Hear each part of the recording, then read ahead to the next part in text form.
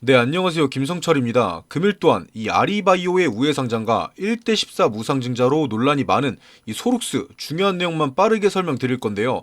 벌써 12월 8일 이 1대 14라는 이례적인 무상증자를 발표한 지 4거래일이 지나고 있는데 이 발표한 당일을 제외하면 엄청난 급락을 보여주고 있어요. 그렇다는 뜻은 이 무상증자라는 것 자체가 소룩스에게는 호재가 아닌 이 악재로 작용됐다는 뜻이고, 이 무상증자 발표 이후에 이렇게 급격하게 움직였다는 건 무상증자가 어떠한 결과를 얻기 위해서 의도적으로 터트린 계획이라고 예상을 해볼 수가 있겠죠. 금일 영상에서는 바로 이 부분에 대해서만 간단하게 설명해 드리도록 하고, 본격적으로 시청 전에 이 구독과 좋아요 한 번씩만 눌러주시면 감사하겠습니다. 자, 바로 본론으로 넘어와서 이 차트 한번 보시면, 소룩스 같은 경우는 오랜 기간 동안 바닥을 기어오다가 이 아리바이오가 우회 상장을 하기 위한 기업이다, 이런 소문이 돌기 시작하면서 상승이 시작됐었고, 결국 이 아리바이오의 대표가 소룩스의 새 주인으로 올라서면서 그 상승세는 이어졌었죠. 하지만 7월달부터 이 우회 상장에 대한 기대감이 사라지면서 주가는 주춤하던 상태였는데, 최근에 다시 한번 급격한 상승이 나오던 상황이었어요. 그런데 여기서 중요한 건 이 상승이 시작되고, 14거래일 동안 이 100%가 넘는 상승이 나왔었는데, 이렇게 상승하는 기간 동안 우회 상장에 대한 뉴스나 공시, 어떠한 호재들도 나오지 않았었고, 이러한 가파른 상승에도 불구하고 거래량은 전혀 없었다는 거예요.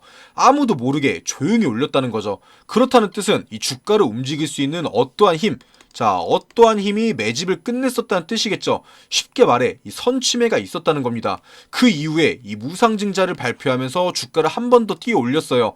역시나 이 개인 투자자들, 세력이 아닌 이 개인 투자자들은 그제서야 알고 뒤늦게 달려들면서 이 주가의 급등을 더 만들어냈죠. 하지만 이미 매집이 끝냈었던 이 세력들 같은 경우는 이 물량을 다 던지고 떠납니다. 그 결과 이 소룩스의 주가는 지금 보시다시피죠. 그런데 여기서 중요한 건 이 상승이 시작되고, 14거래일 동안 이 100%가 넘는 상승이 있었는데, 이렇게 상승하는 기간 동안은 우회 상장이나 무상증자에 대한 뉴스나 공시, 어떠한 호재들도 나오지 않았었고, 이러한 가파른 상승에도 불구하고 이 거래량은 전혀 없었다는 거예요. 아무도 모르게 조용히 올렸다는 거죠. 그렇다는 뜻은 이 주가를 움직일 수 있는 어떠한 힘이 매집을 끝냈었다는 뜻이겠죠. 쉽게 말해서 선취매가 있었다는 겁니다. 그 이후에 이 무상증자를 발표하면서 주가를 한 번 더 뛰어 올렸어요. 역시나 이 개인 투자자들, 세력들이 아닌 개인 투자자들은 그제서야 알고 이 상승하는 과정이 아닌 고점에서야 뒤늦게 달려들죠. 하지만 이미 매집이 끝났었던 세력들은 이때 물량을 다 던지고 떠납니다. 그렇기 때문에 이 12월 8일에 거래량이 크게 터지게 된 건데, 이 거래량만 보더라도 이 세력의 이탈과 개인의 진입이 확실해지는 겁니다. 결국 이 무상증자 같은 경우는 세력들의 엑시트를 위한 계획이었다는 거죠. 그리고 이 세력들이 바닥 구간부터 매집하여서 주가를 끌어올렸던 거라면 아직 하락할 구간이 한참 남아있다는 겁니다. 이 매물대도 보시면 이 고점에서만 개인들이 사고 팔다 보니까 쌓여있는 거고, 밑에 구간 같은 경우는 지지대가 없어요. 한 번에 쉽게 무너질 수 있는 상황이라는 겁니다. 그나마 다행인 건 아직까지는 차트가 무너지진 않았어요. 여전히 장기 평선 같은 경우는 상승 흐름을 보여주고 있고, 이 데드크로스가 등장하지 않았기 때문에 현재 구간에서 반등이 나온다면 이 전고점 돌파도 충분히 가능한 자리이긴 합니다. 일단 이 추가적으로 하락이 나올 수 있는 구간은 이 2만원에서 23,000원 사이, 현재 자리에서 마이너스 10%에서 마이너스 20% 정도는 뭐 쉽게 더 빠질 수도 있어요. 제가 이 2만원에서 23,000원 이 가격을 말씀드린 이유는 이 소룩스의 가장 두꺼운 매물대의 바로 위의 가격대이기 때문에 이 하락을 방어해내려는 구주주들이 많을 거기 때문에 말씀드렸던 거고요.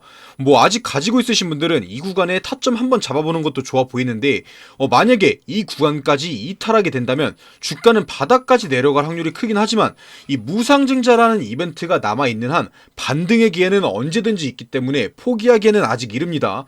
현재 투자 중인 분들이시라면 이 무상증자 이 권리락이 진행되게 되면은 이 주식이 15분의 1 토막이 나버리기 때문에 권리락 전까지는 적절한 타점을 잡는 게 중요한데, 뭐 당연히 영상에서 제가 정확하게 가격을 말씀드리면 좋겠지만, 이 매매하신 분들마다 이 평단가가 전부 다 다를 거기 때문에 공통되게 말씀드릴 수가 없어서 이 소통방, 자, 이 소통방을 하나 개설해 놨는데요. 이 소통방 안에 들어오셔서 1대1로 질문 주시면 언제 사고 언제 팔아야 하는지 이 매수매도 타점 잡아드리고 있고, 이 소록스뿐만 아니라 지금 주식시장에서는 어떤 종목을 사야 수익을 볼 수 있는지 이 종목 추천도 매일매일 두세 종목씩 드리고 있으니까요. 부담 갖지 마시고 비용 드는 거 하나도 없으니까 영상 다 보신 후에 밑으로 내리셔서 이 설명란과 댓글창에 고정되어 있는 링크, 자, 편하게 클릭하시고 들어와 주시고요. 참고로 이 주말이나 장 종료 이후에는 운영을 하지 않기 때문에 장이 열릴 때까지 편하게 기다려 주시면 됩니다. 자, 다시 본론으로 넘어와서 이 무상증자에 대해서 조금 더 말씀드리면, 사실 이 무상증자라는 게 그렇게 뭐 큰 호재라고 볼 수도 없는 거고 이 악재라고 볼 수도 없는 거예요. 말 그대로 이 주식 본질의 가치는 바뀌지 않고 무상으로 주식을 증자시킨다. 쉽게 말하면 이 1,000원짜리, 자, 1,000원짜리 한 개를 이 100원짜리 10개로 바꿔주는 게 무상증자인 거죠.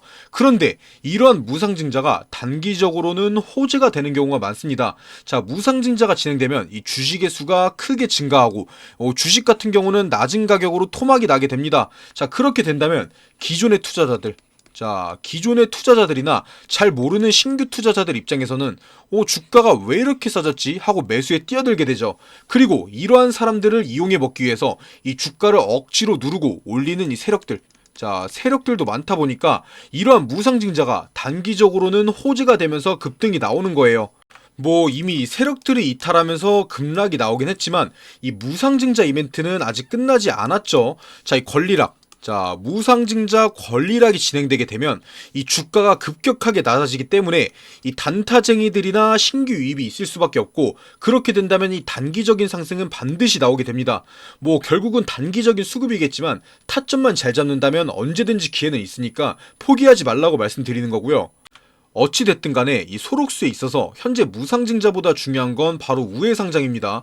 지금 주가가 어떻게 흘러가든 간에 이 우회상장만 성공적으로 진행한다면 주가는 전고점을 떠나서 미친듯이 날아갈 거예요. 하지만 이 소록수의 현 대표인 정재준 대표가 직접적으로 말을 했었죠. 소록수 인수를 통해서 우회상장할 계획은 아직 없다.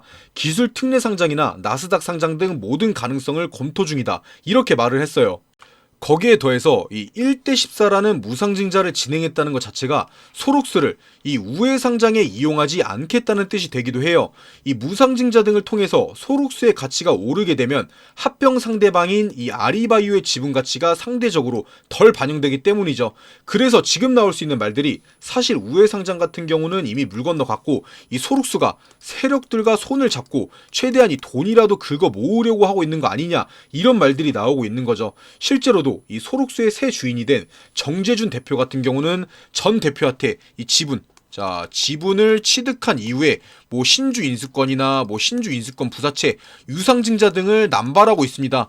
뭐 100% 작전이다 이렇게 말하긴 좀 그렇지만, 보통 이 국내 주식시장에서 타법인의 증권을 취득한 이후에 신주 인수권이나 유상증자 등을 통해서 자금을 끌어모은 이후 패대기 치는 작전은 번번이 일어나곤 하죠. 당연히 그 결과 같은 경우는 뻔하고요. 그래서 현재 상황만 봤을 때는 이 우회상장보다는 소록스를 통해서 최대한 이 돈을 모으려는 계획으로 보인다는 게 사실이고요. 이 무상증자 같은 경우도 그 과정 중 하나겠죠.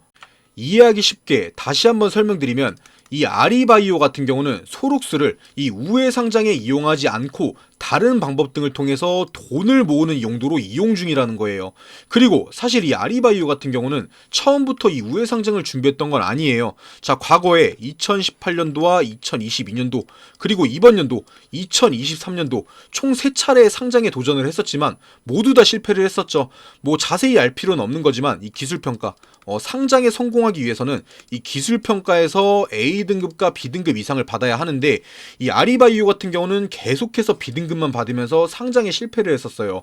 그렇기 때문에 이 아리바이오가 소록스를 통해서 우회상장을 선택했다, 이런 말들이 나오고 있는 건데, 만약에 이 소록스와 아리바이오 양사의 합병이 정말 예정되어 있는 거라면 굳이 이 무상증자라는 주가 부양책을 쓸 이유가 전혀 없어요. 그런데도 불구하고 이 무상증자같이 사람들이 관심을 가질 수밖에 없는 이벤트 등을 진행하면서 이 소액주주들을 모으고 있다는 건 이 우회상장이 아닌 최대한 이 돈을 끌어모으고 떠나려는 거 아닌가, 이런 생각을 할 수밖에 없는 게 사실이죠. 그리고 영상 마치기 전에 짧게 말씀드리면, 이 아리바이오의 치매 치료제, 자, 주력 사업인 이 치매 치료제 같은 경우는 이 미국의 FDA, 자, 미국의 FDA에서 무려 이 임상 3상까지 진입했습니다. 자, 그것뿐만 아니라 이 나스닥, 자, 미국의 주식시장인 나스닥 스펙 추진 업체와 MOU 최종 단계까지도 갔었죠. 그런데 이런 기업이 국내에서는 세 차례나 상장에 실패했다. 반드시 이유가 있는 겁니다. 자, FDA 3상 진행 회사 중에 비상장 기업은 이 아리바이오밖에 없습니다. 이 점을 반드시 기억하셔서 투자하셔야 하고요. 당연히 이러한 내용들 혼자서는 파악하기 어려울 거기 때문에 이러한 중요한 정보들 나눠드리려고 제가 이 소통방, 자, 소통방을 따로 개설해 놓은 거고, 이 소통방 안에서는 1대1로 질문 주시면 이 타점도 잡아드리고 있고 이 종목 추천도 매일매일 드리고 있으니까요, 부담 갖지 마시고 비용 드는 거 하나도 없으니까 영상 다 보신 후에 밑에 있는 링크 클릭하셔서 꼭 들어와 주시고요.